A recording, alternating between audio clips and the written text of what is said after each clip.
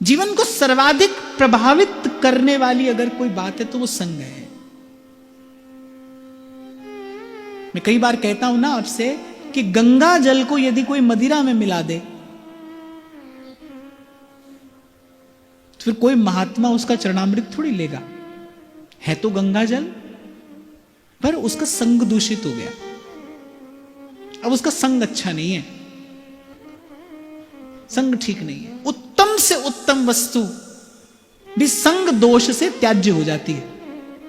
श्रेष्ठ से श्रेष्ठ जीवन भी संग दोष के कारण पतनोन्मुख हो जाता है। श्रेष्ठ से श्रेष्ठ जीवन भी। इसी का विचार करते हुए आचार्य चरण कहते हैं, ना जानो छिन अंत कवन बुद्धि घटई प्रकाशित।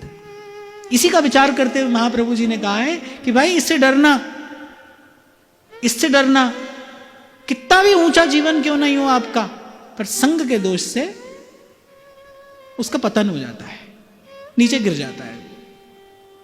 मैं तो कई बार विचार करता हूं, ऐसे संतों के मुख से सुना है कि परीक्षित जैसे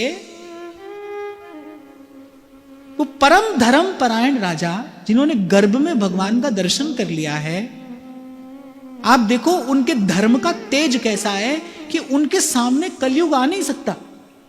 ऐसे धर्म परायण राजा, और वो थोड़ी सी भूख से और प्यास से व्याकुल होकर और तपस्या में रत एक ऋषि के गले में मृत सर्प डाल देते हैं।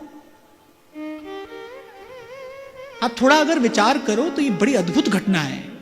ये बड़ा सुंदर चिंतन प्रदान करती है कि कलयुग के आगमन के मूल में क्या है।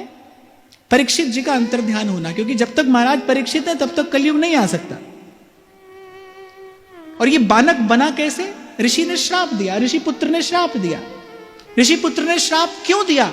क्योंकि महाराज परीक्षित ने तपस्या में बैठे उस तेजस्वी ऋषि के गले में वो मृत सर्प डालकर उस तपनिष्ठ ऋषि का अपमान किया, अवज्ञा की, अवहेलना की।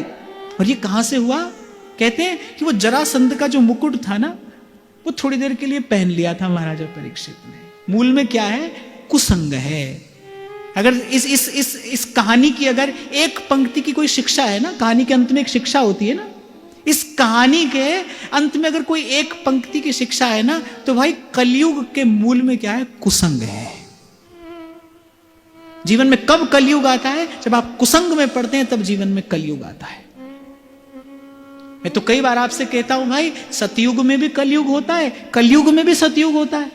हर युग में हर युग विद्यमान रहता है, उसका अनुपात कम अधिक होता रहता है। दिन में कोई समय ऐसा भी होता है, कोई ऐसा विचार आता है जो देवताओं से भी श्रेष्ठ होता है, और कभी कभी उसी मन में ऐसा विचार आता है जो बिल्कुल पशुवत होता है। थोड़ी देर के बाद हमको स्वयं उस विचार से घृणा होने लगती है कि हमने ऐसा विचार कैसे कर लिया। ऐसे ही समय है। पर ध्यान रखना भाई, कलयुग के मूल में क्या है? कुसंग है।